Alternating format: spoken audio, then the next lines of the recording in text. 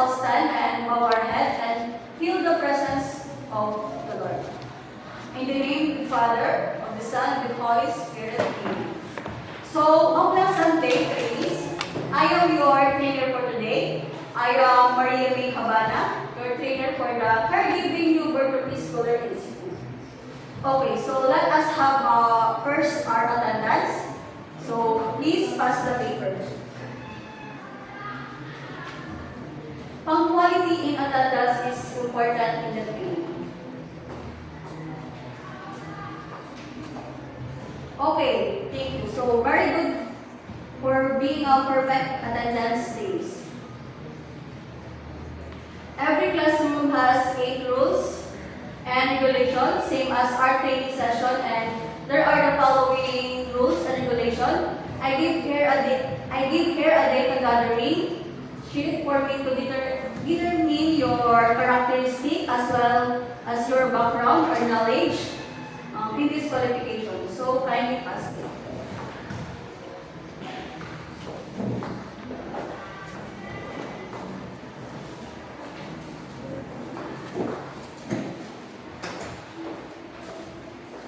You are given 10 minutes to answer the question, so okay na?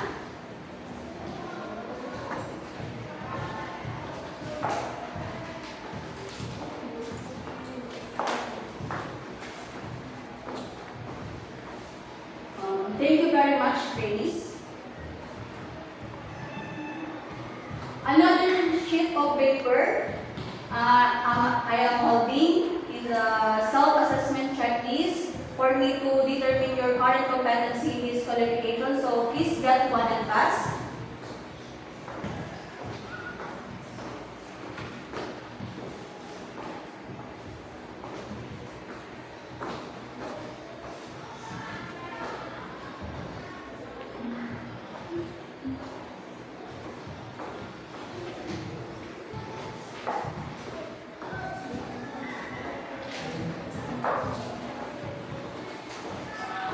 Okay, very good. Thank you so much. So, after evaluating your responses, it seems that Ms. Murillo and Ms. Mayores already had experience in caregiving new birth preschooler.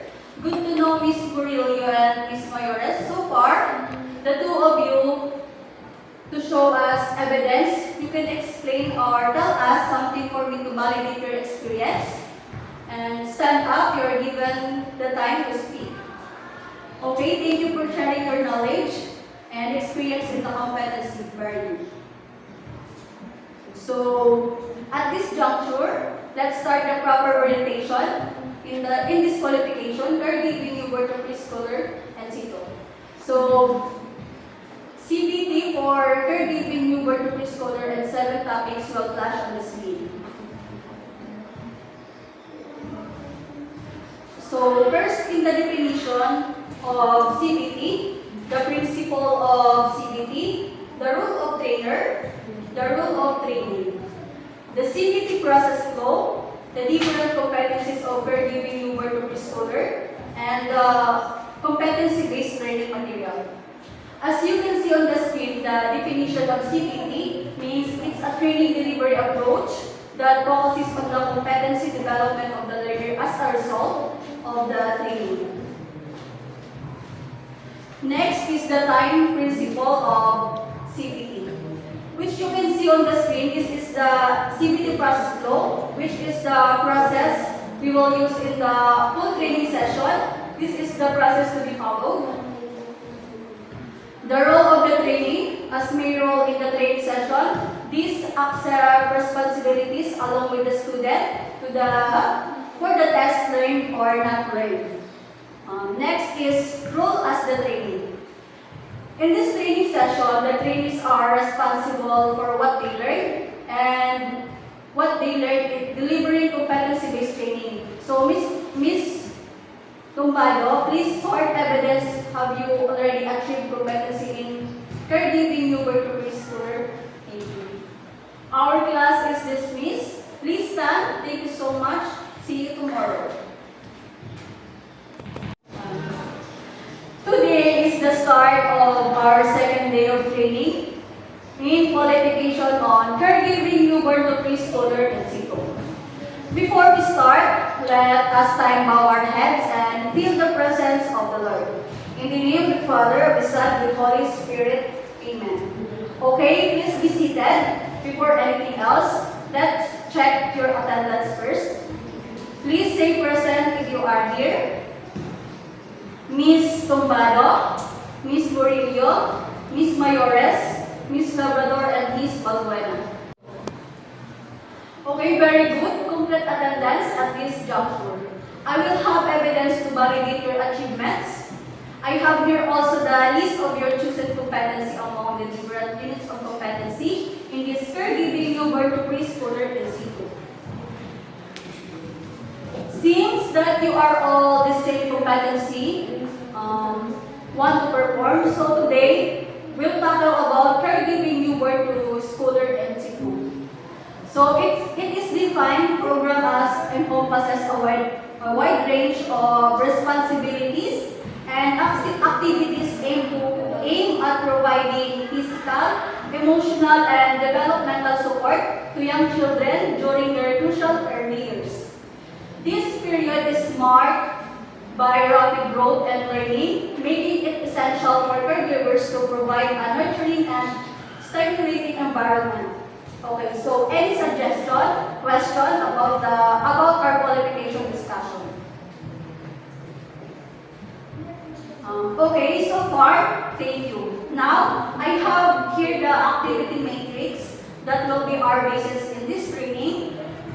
Ms. Sarie, you will be assigned to the contextual learning area since you need to improve your skills. Ms. Murillo, as I read off the paper, you are competent enough to perform an activity. So you will be in the practical work area for a particular activity to be done. Ms. Mayores, as you are the readiest for any demonstration, you will be in lecture/demo room to accomplish your test. And I have here a form. Please fill out.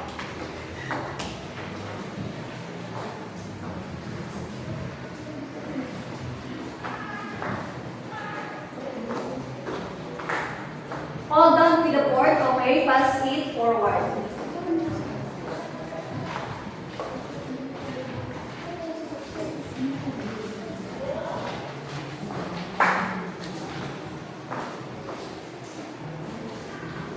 So, daily trainees, next we'll be having an activity all the need materials and tools and equipment that will be used are all in the different area.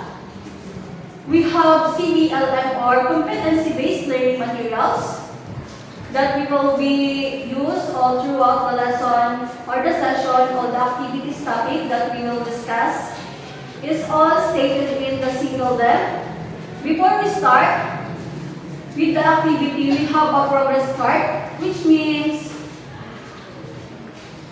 where there will be included your grades or your progress in the session.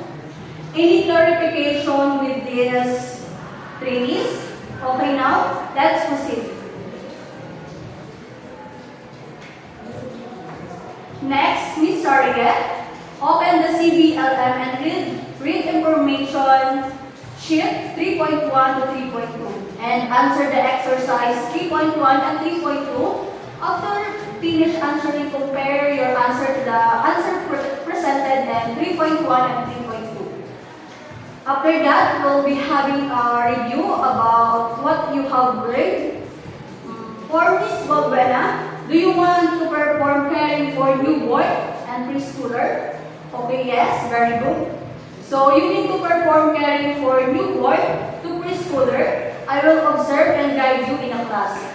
For Ms. Labrador, you will prepare a presentation about the topic, different tools and equipment and caregiving newborn to preschooler in situ. And if you are ready to perform, just inform me. We'll be in a lecture or them room trainees. Then you only have 3 hours to perform or accomplish your task. You may now start. Okay, Ms. Tumbado, how are you? You have any question? Okay, Miss Sarie, you okay? Okay, nice. How about you, Miss Morillo? How are you? Okay, trainees, please be back on your seats. Now you may pass your assessment or progress for evaluating your data. Your score, it seems that you are all competent enough. In the particular unit of competency we have done today.